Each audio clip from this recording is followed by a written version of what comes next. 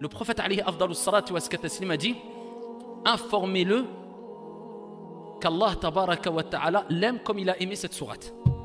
Et dans une autre version authentique, le prophète alayhi salatu wa salam a dit, hubbuka iyyaha, l'amour que tu portes pour elle t'a fait pénétrer au paradis. Parmi les choses bonnes qu'on retrouve et importantes et les fruits qu'on retrouve à travers les noms et les attributs d'Allah tabaraka wa ta'ala, c'est qu'à travers ces noms et ces attributs, tu peux gagner l'amour d'Allah azza wa jal, hubbullah. Allahumma inna nas'aluka hubbak wa hubba man yuhibbuk. Eh bien, le prophète alayhi salatu wa salam a entendu qu'une personne, comme l'a rapporté Aïcha radiyallahu anha wa ardaha, ne cessait de répéter Suratul Ikhlas. Quand, à quel moment? Lors d'une expédition, il y avait une personne qui faisait imam. Et quand il présidait la prière, il terminait toujours sa récitation par Qul huwa Allahu ahad, Allahu samad, lam yalid wa lam yulad wa lam yakul lahu kufuwan ahad. Et vous savez que le prophète alayhi salatu wassalam, eh bien, dit qu'elle correspond à un tiers du Coran, Surat al-Ikhlas. Donc quand tu as récité 3 fois Surat al-Ikhlas, tu as la récompense d'avoir ici la lecture du Coran tout entier. D'autres disent non, un tiers du Coran, c'est un tiers des connaissances ou des informations citées dans le Coran. Ala kullin, un tiers du Coran, une des plus petites sourates du Coran. Eh bien, lui, il terminait toujours sa récitation avec Qul huwa Allahu ahad, alors qu'il présidait la prière. Eh bien, les compagnons ont dit et ont informé le prophète alayhi salatu wassalam de cela. Ils ont dit à chaque fois, il termine la récitation avec Surat al-Ikhlas. Le prophète alayhi salatu wassalam leur a dit, informez-le, dites-lui plutôt, pour quelle raison tu termines toujours avec Surat al-Ikhlas? Ils lui ont posé la question, il a dit, car elle comporte les attributs du miséricordieux. Sifatur Rahman, lam yalid, wa lam yulad, wa lam yakul lahu kufuwan ahad. C'est les attributs d'Allah tabaraka wa ta'ala. Et il dit, j'aime cette sourate, j'aime la lire parce que il y a les attributs et donc les noms d'Allah azza wa jal.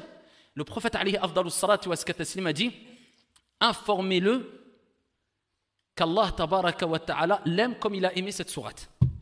Et dans une autre version authentique, le prophète alayhi salatu wa salam a dit, hubbuka iyyaha, l'amour que tu portes pour elle t'a fait pénétrer au paradis.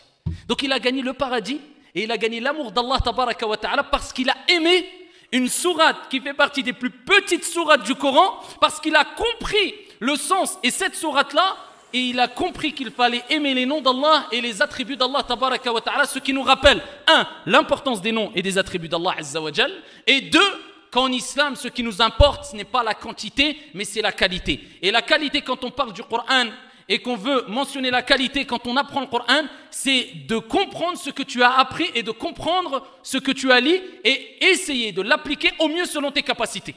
Amma l'apprendre par cœur du début jusqu'à la fin et tu ne sais même pas ce que ça veut dire as-samad, où est l'intérêt franchement? Bien sûr qu'il y a un intérêt, mais est-ce qu'il y a un grand intérêt? Peut-être ça sera un argument contre toi au jour de la résurrection, comme le prophète Ali afdalus salati wa taslim a dit, le Coran, ça sera une hujja laka ou alayka yawm al-qiyamah. Ça dépend qu'est-ce que tu en as fait du Coran. Donc on ne demande pas d'être des grands mufassir ou des grands savants, mais essayez de comprendre ne serait-ce que as-suwar, les petites qissar as-suwar que tu récites dans Juz Amma, Surat al-Ikhlas, Surat al-Falaq, Surat al-Nas, les noms d'Allah, les attributs d'Allah tabaraka wa ta'ala, c'est ce qui te permettra incha'Allah de te rapprocher d'Allah azza wa jal et de sentir al-khushu', l'humilité quand on entend réciter le Coran al-Karim. Maintenant les gens, illa man rahima rabbi, quand ils goûtent al-khushu', ce n'est pas dû à ce qui est récité, les paroles d'Allah, la compréhension, mais c'est souvent dû au timbre de voix. Fulan, il a une belle voix, donc sa belle voix m'a fait emporter et j'ai eu cette humilité, cette concentration due à la voix. Il s'est concentré plus par rapport à la voix que par rapport aux paroles d'Allah tabaraka wa ta'ala. Et ça c'est une erreur. Voilà pourquoi des gens préfèrent les du'a, par exemple dans Salat al-Tarawih, que la récitation du Coran.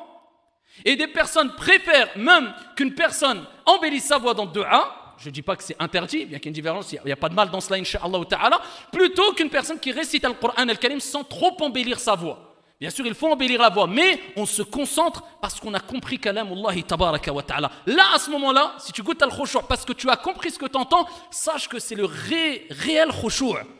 C'est la véritable concentration. Tu as tapé dans le mille. Amma, si tu te concentres que par rapport à la voix, c'est une illusion. Ce n'est pas quelque chose qui va te changer dans le fond, qui va te réformer vraiment dans le fond, et ça c'est important à comprendre.